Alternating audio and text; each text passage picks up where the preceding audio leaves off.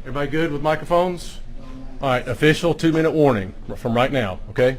2 minutes. Thank you. Yep. Yeah, I don't know. Does anybody else still get the static through the switch to the headphones?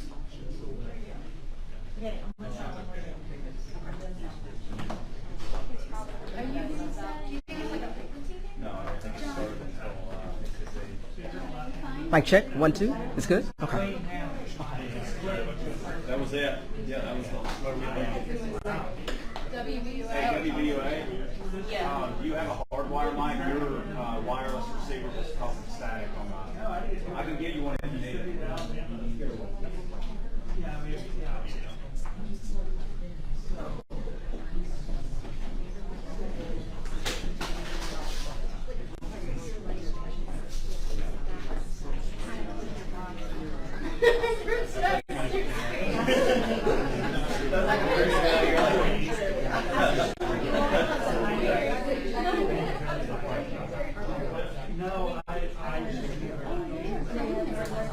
Yeah, I got one. Yeah, that's Okay, fellas, quiet down. Quiet down, please. Quiet down, please.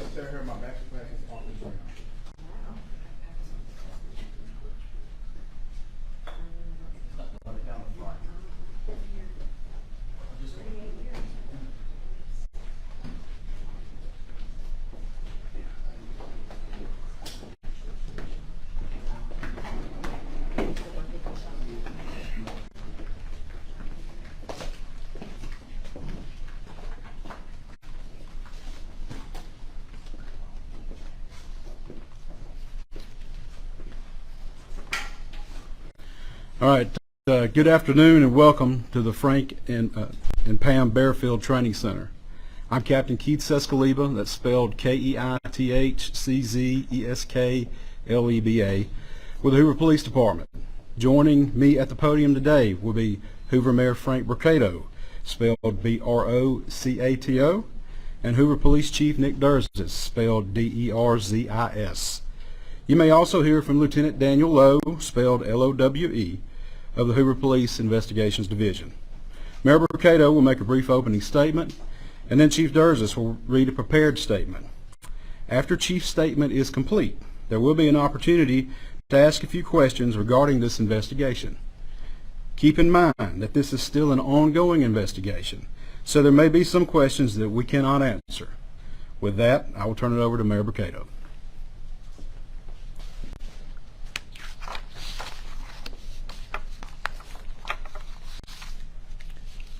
Thank you and good afternoon for you all coming today. You know, 6 days ago our community learned about the disappearance of Carlee Russell, and it sent fear and pandemonium not just through our city but the entire state and the nation as well. The media quickly joined us to get the word out about Carlee. Our community sprung into action and they organized search parties, arranged prayer vigils, and they took other steps that I'm not even aware of to help in this situation. The Hoover Police Department quickly rallied multiple partner agencies, stopping at nothing to find Carlee. I'd like to take this time to say thank you first to the Hoover Police Department, our partner agencies, our wonderful community, and to all those that aided in some way in connection with this situation. As the days have gone on and more information has been shared, we know everyone has questions. The Hoover Police Department is known for being very methodical and thorough with their investigations. For that reason, we did not feel comfortable speaking in detail publicly until now. It is important that we share this information now so that our community can be put at ease. So at this time, I'll turn the microphone over to Hoover Police Chief Nick Derzis. Thank you. Thank you, Mayor. Thank everyone for being here today. Besides me stands the team who played a significant role in this investigation. I want to thank our department, members of surrounding local law enforcement agencies, the FBI, Secret Service, United States Marshals, and ALEA for their assistance in this case. we said from the evening of July 13th, our focus would be the safe return of Carlee Russell. That occurred on Saturday, July 15th, approximately 49 hours after she called 911 and disappeared. From that point, our focus has been to determine Carlee's whereabouts during that time and what exactly took place. Let me say up front, this investigation is not over. We're still working this case, and we'll be working this case until we uncover every piece of evidence that helps us account for the 49 hours that Carlee Russell was missing. However, through the public interest, and in some cases, public fear, that this story has generated, we owe it to our citizens to tell them the facts that we have uncovered. So I will give you the facts that we know today. On July 13th, at approximately 8:20 p.m., Carlee left work from a business at the Summit. Surveillance video from her place of employment shows Carlee concealed a dark-colored bathrobe, a roll of toilet paper, and other items belonging to the business prior to her departure. She ordered food from Tzatziki's at the Colonnade and traveled there. She then traveled to Target on 280, where she purchased some granola bars and Cheez-Its. From there, she remained in the parking lot at that shopping center until 9:21 p.m. when she drove to I-459. Carlee communicated on her cell phone with individuals known to her while on her path of travel up to the point of calling 911 at 9:34 p.m. And at this time, we will play the 911 call in its entirety.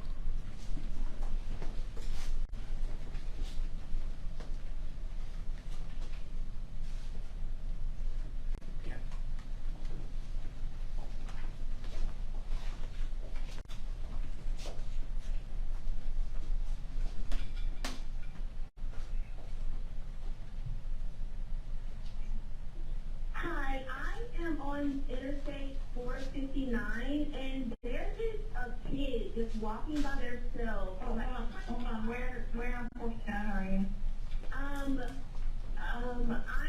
right next to the exit 10 by the Hoover Med, like to get off by the Hoover Med. Okay, so you're before the exit? Yes. Okay, and were you headed southbound or northbound? Like towards Tuscaloosa or toward 280? Towards Tuscaloosa. Okay. And was the child on the left or right side? On the right side. Were they walking northbound or southbound? They're walking towards Tuscaloosa. Walking southbound? Or how old do they look? Like a toddler, like maybe like 3 or 4. Did you pull over with them? Are you still with them? Yes. Okay, are you with the child right now? No, I'm not. I didn't get out of the car.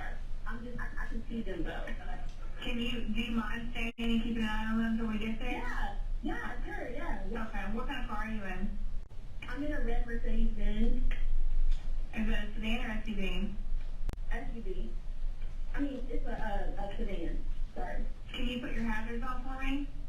Yeah, they're on. Okay. Did you talk to the child at all, or did you say anything to them? No. Okay. No. Do they look like they're injured? No, they don't. Are they white, black, Hispanic, or Asian? They're white. Okay. Is it male or female? I think it's a boy, a little boy. White male? Okay, so is he wearing clothes? Yes. Okay. What is he wearing? It's a white t-shirt, and it doesn't look like he has any pants on. It looks like a diaper. And you don't see any cars anywhere? No cars anywhere.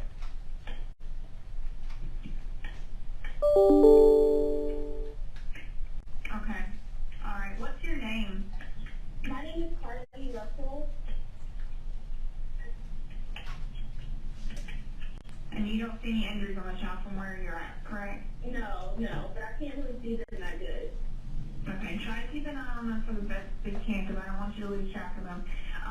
Okay. All right, and do they have shoes on? No. Not that I can see. I can't really see that. Look. Okay. All right. I've got them on the way, okay? Just try to keep an eye on them, but the officers are on the way, okay? Okay, thanks. Thank you. Okay, bye. Carlee called a relative after speaking with the 911 operator. She went missing during that conversation sometime after 9:36 p.m. Traffic camera footage was obtained which depicted this portion of the incident. and that footage was analyzed as part of the investigation in conjunction with the 911 call and cell phone data to accurately determine the time frame. Carlee's 911 call remains the only report of a child on the interstate, despite numerous vehicles passing through the area at that time. No one has called to report that a child is missing, and the Hoover Police Department did not locate any evidence of a small child walking down the interstate. Data from Carlee's phone, including her Life 360 app, shows that she traveled approximately 600 yards in her vehicle while she was on the phone with 911, stating that she was following a child. 600 yards. That is 6 football fields straight. 600 yards. The Hoover 911 Center received a second call from Carlee's mother stating that a relative was on the phone with her when they heard Carlee scream, and then they had an open phone line. Hoover police officers arrived on the scene within 5 minutes of being dispatched, and several other officers arrived shortly. They located Carlee's wig and cell phone in the grass near the vehicle. Her purse was located in the front seat of her vehicle with her Apple Watch in the purse. The food she ordered for tzatziki's was also in the car. The items she purchased from Target, as well as the items taken from her place of employment, were not in the vehicle, nor were they located anywhere around the scene. Hoover Police deployed all available assets from the point in the search for Carlee. Additional resources were called in to include our own drone unit, crime scene investigators. Numerous detectives responded to the scene. Throughout the day Friday, officers from surrounding local and federal agencies assisted Hoover Police in the search for Carlee Russell. Officers returned to the scene on 459 to conduct a thorough line search for evidence. K-9 teams from the Jefferson County Sheriff's Department responded to check for any sign of Carlee, the child that she claimed to see, and anything else that could be considered evidence in this case. Those searches all turned up empty. Private citizens, including search parties organized by her family, friends, began looking everywhere that they could to find any trace. These searches took place throughout the day Friday and again on Saturday, yielding nothing. At 10:44 p.m. on July 15th, the Hoover 911 Center receives a call from Carlee's residence stating that she returned home on foot. In subsequent investigations, detectives obtained surveillance footage of Carlee walking down the sidewalk alone prior to her arrival at her residence. She was conscious and speaking with paramedics when she was transported to UAB. Detectives were able to obtain a brief statement from her prior to being treated and released. During the statement, she told detectives that while traveling down the interstate, she saw a baby walking down the side of the road and called 911. She stated when she got out of her vehicle to check on the child, a man came out of the trees and mumbled that he was checking on the baby. She claimed that the man then picked her up and she screamed. She stated he then made her go over a fence. She claims he then forced her into a car, and the next thing she remembers is being in the trailer of an 18-wheeler. She stated that the male was with a female. However, she never saw the female, only hearing her voice. She also told detectives she could hear a baby crying. She told detectives the male had orange hair with a big bald spot on the back. She said she was able to escape the 18-wheeler and fled on foot, only to be captured again and then was put in a car.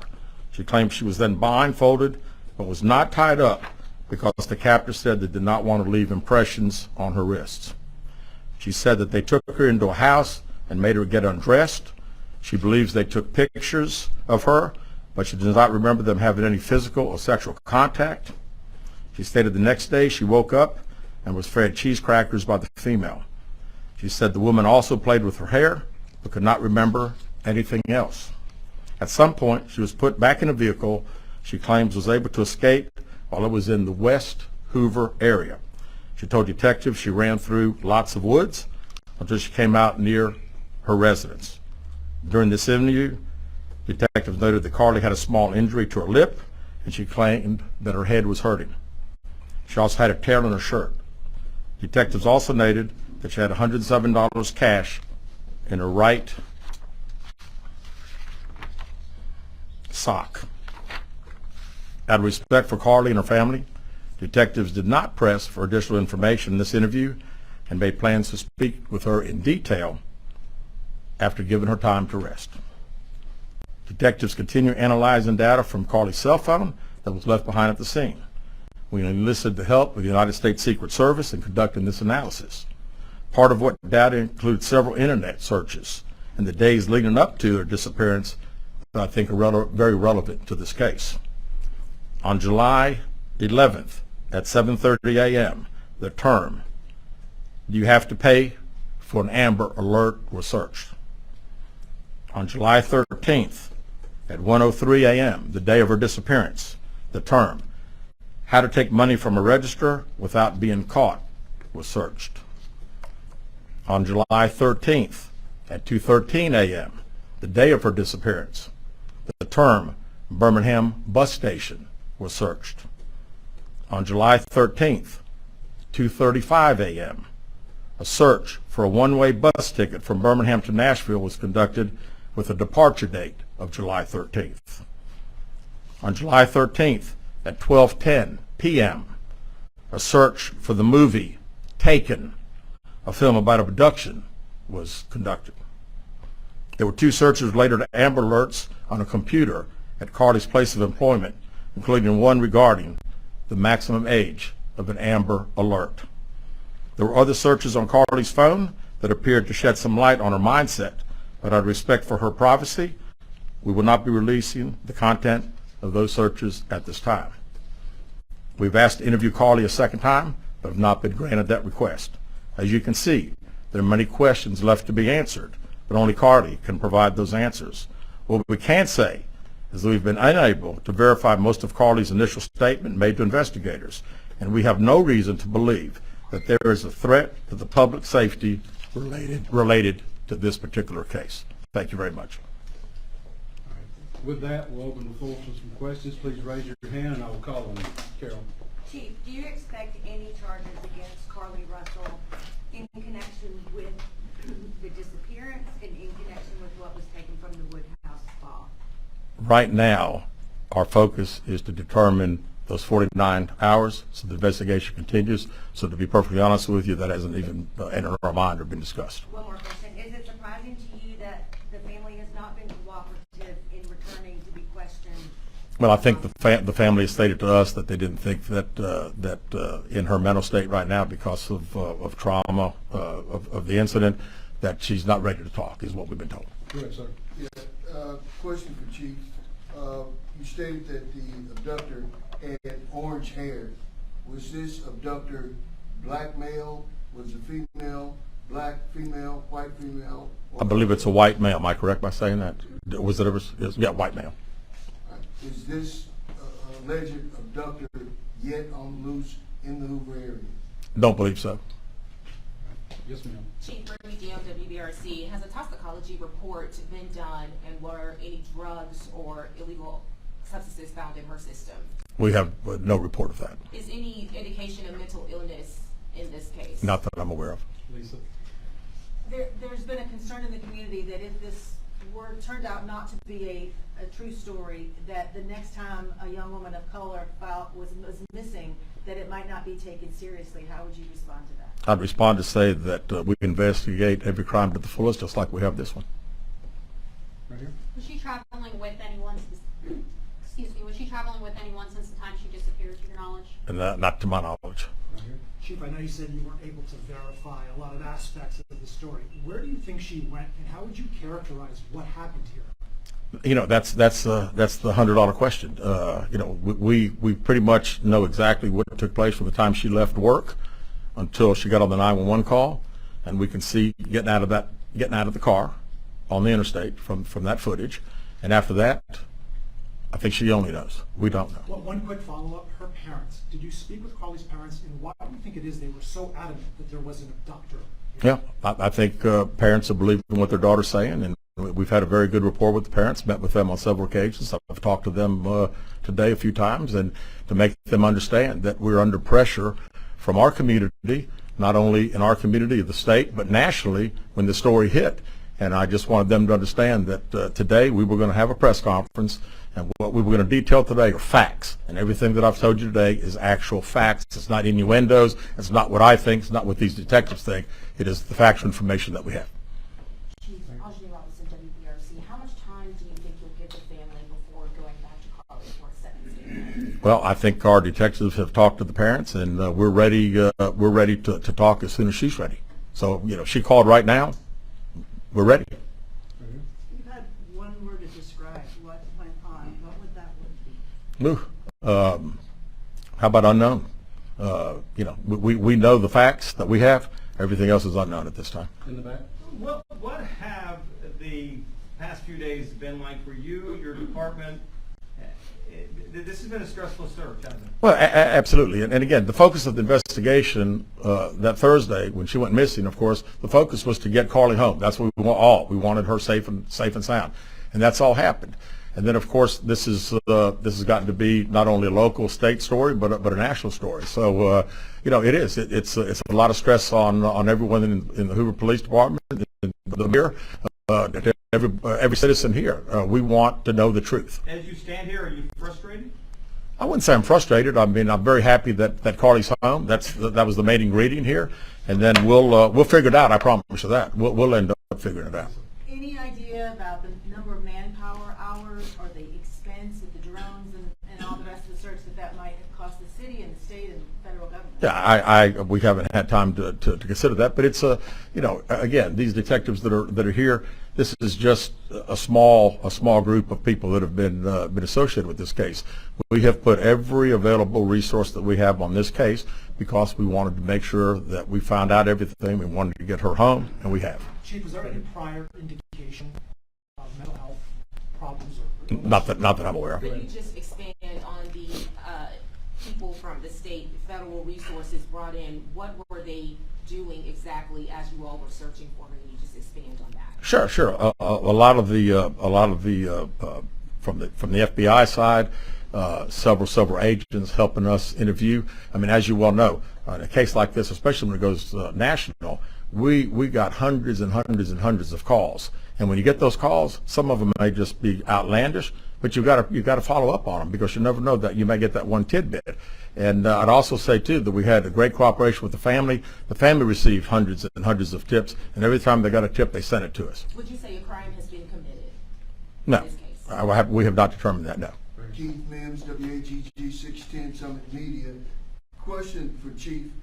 With all the searches that you mentioned, Chief, that were on Carlee's phone, does that kind of give you an indication of her mind state during this ordeal, the 48 hours that she went missing? Well, again, we want to talk in facts, and I do think it's highly unusual to the day that someone gets kidnapped, that 7 hours, 8 hours before that they're searching the internet, Googling the movie Taken about an abduction. I find that very, very strange, yes. Yes. Do you feel confident, do your investigators feel confident that you know why Carlee Russell may have done this? No, we do not know. Absolutely not. Chief, can you explain for us, you mentioned that while I believe you said Carlee was on the phone with 911, she was traveling 6 football fields, which tells you what? Which tells me that I've had kids, and I'm sure a lot of people here have, and it's very, very, again, she said it, and I'm not saying it couldn't happen because I've always been one of these guys, never say never, but 6 football fields. I like athletics, I like football. 6 football fields. To think that a toddler, barefoot, that could be 3 or 4 years old, is going to travel 6 football fields without getting in the roadway, without crying, without any just moving down, it's just very hard for me to understand. Chief, have you used any technology to enhance that video from 459, and did you see a man grab her? We did not see, from what we can tell, we don't see anybody on the interstate other than her car and then someone getting out of her driver's side. We have sent that off to the FBI for enhancement. It has not been returned. Do you think in this case that charges will be forthcoming towards Carlee Russell, and how serious of a crime is it to not only fabricate a 911 call, but to lie to law enforcement during an investigation? Well, again, that's not something that we've been discussed as we're going through the still investigation. But people have to understand that when someone says something like this, we put every available resource. Everybody comes together from state, local, federal. It's just a lot of work, and gentleman earlier said frustrated. I mean, it is a little frustrating to think that all this has been done and we can't find anything out. Did anyone see her calling in from the side of the road when she made that 911 call?